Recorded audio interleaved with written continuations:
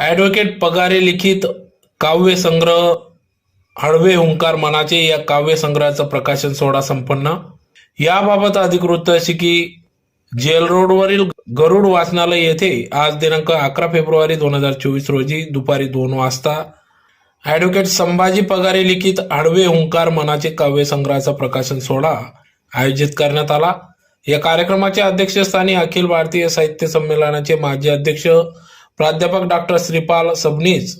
हे होते. प्रकाशन सोहळ्याप्रसंगी युवा कादंबरीकार पुष्पराज गावंडे, प्राध्यापक डॉक्टर सदाशिव सुरेंशी, प्राध्यापक डॉक्टर पुला बागुल आदी मान्यवर, त्याचबरोबर सभापती हर्षवर्धन दैते, भाजपचे नेते संजय शर्मा, भाऊसाहेब देसले, प्राध्यापक डॉक्टर